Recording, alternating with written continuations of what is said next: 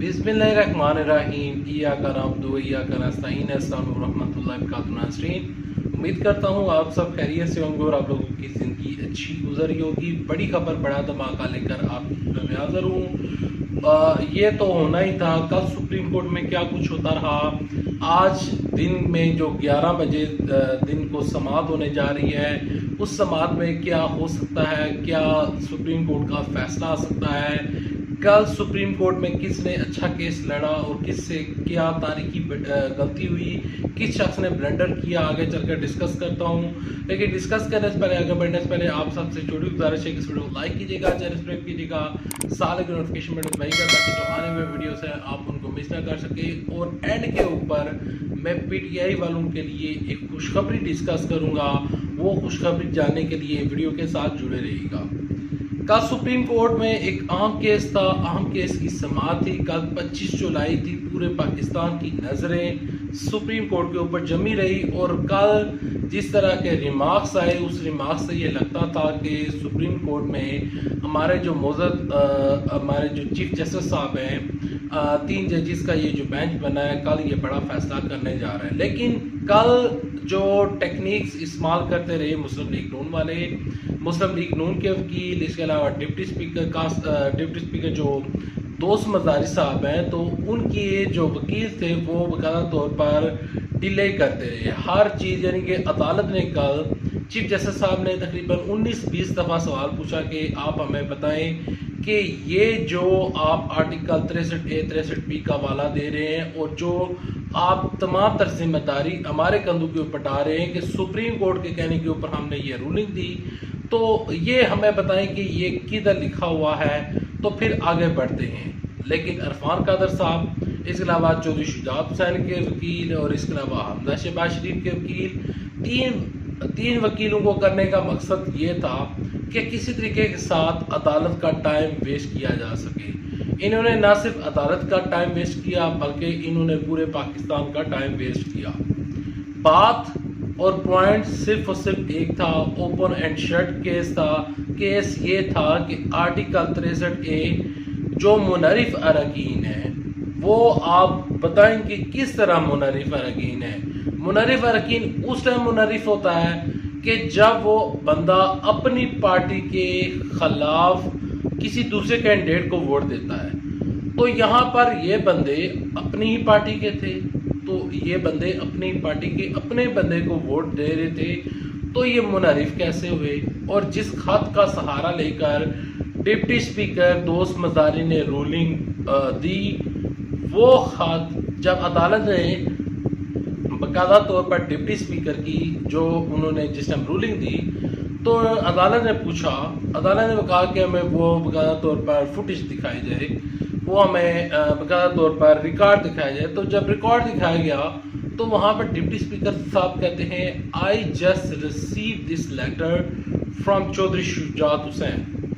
यानी कि वो खत जेब में डाल कर आए थे, क्योंकि जब अदालत के जब असेंबली के दरवाजे बंद हो चुके थे, जब असेंबली बंद हो चुकी थी, तो आप किस तरह कह सकते हैं I just receive this letter from Chaudhry Shujaat Hussain. तो ये एक बहुत बड़ा ड्रामा इन्होंने किया था, ये पहले से ही गेम प्लान सेट था। और यहाँ से डिप्टी स्पीकर की दोस्त मजारी की बदनीति साफ नजर आ रही है। डिप्टी स्पीकर ने मैं जब भी डिप्टी स्पीकर का नाम लेता हूँ मेरे मुंह से कासिम सूरी निकल जाता है, तो उसके लिए मैं माजरत चाहता हूँ। तो डिप्टी स्पीकर दोस्त मजारी ने जो कुछ भी किया, वो सिर्फ और सिर्फ उन्होंने जो पार्टी से हिदायत मिली, जो मैच फिक्स करके आए हुए थे, तो वो तमाम चीज़ें उन्होंने कर दी।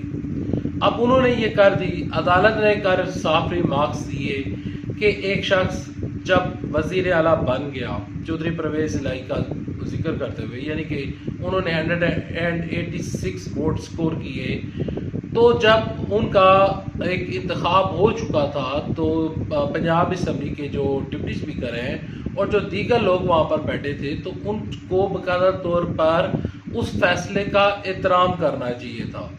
ये नहीं कि आप गेम खेल लें और 179 वाले को आप जितवा दें और 186 वाले को बाहर बिठा दें। ہمارے چیف جسٹس صاحب نے کہا کہ یہ جو باقاعدہ طور پر سیاسی اور آئینی بحران اس ٹائم پنجاب میں چل رہا ہے، جس کی وجہ سے ڈالر بھی بڑھ رہا ہے، جس میں پاکستان میں معیشت خراب ہو رہی ہے، تو ہم چاہتے ہیں کہ یہ جو کیس ہے اس کو بہت جلد نپٹایا جائے، اور ہم یہ چاہتے ہیں کہ ایسا فیصلہ دیں تاکہ یہ سیاسی بحران ہمیشہ ہمیشہ کے لیے ختم ہو جائے۔ پاکستان کی تاریخ میں ہم نے نہیں دیکھا کہ ایسا بحران پیدا ہوا ہو۔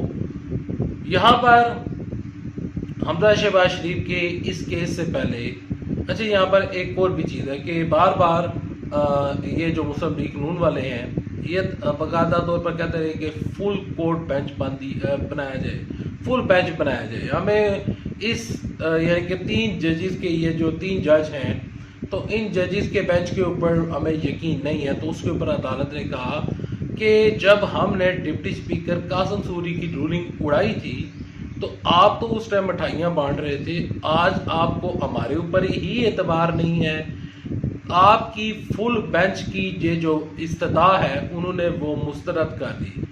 کل پورا دن نون لیگ نے اور ان کے وکیلوں نے ٹائم ضائع کیا کہ کسی طریقے کے ساتھ فل کورٹ کا فل بینچ کا جب ہم یہ باقاعدہ طور پر جا کر ریکویسٹ کریں گے، اور اس کے اوپر عدالت نے کہا کہ 3 مہینوں سے پہلے فل بینچ نہیں بن سکتا کیونکہ جو جج ہیں وہ آگے پیچھے ہیں، اور کچھ خبریں یہ ہیں کہ باقاعدہ طور پر تقرریاں ہو رہی ہیں، تو اس وجہ سے کچھ ججز جو ہیں وہ ریٹائر بھی ہو رہے ہیں۔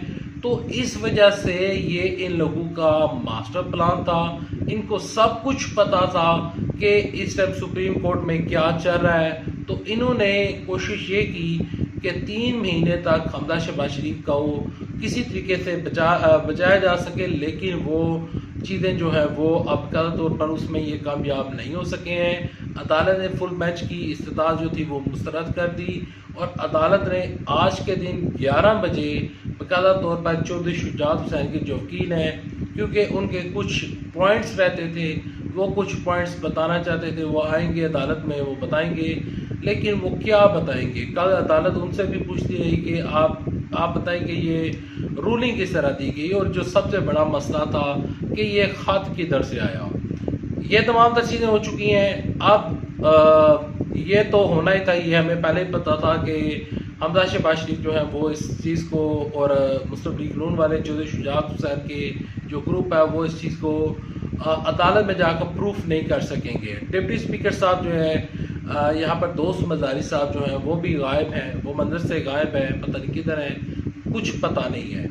لیکن اب تحریک انصاف والوں کی خوشخبری یہ ہے کہ فیصل جاوید صاحب نے باقاعدہ طور پر انہوں نے ایک پیغام جاری کیا اور کہتے ہیں کہ تحریک انصاف والے جو ہیں وہ تیاری کریں، الیکشن بہت جلد آنے والا ہے اور الیکشن کی تیاری کریں۔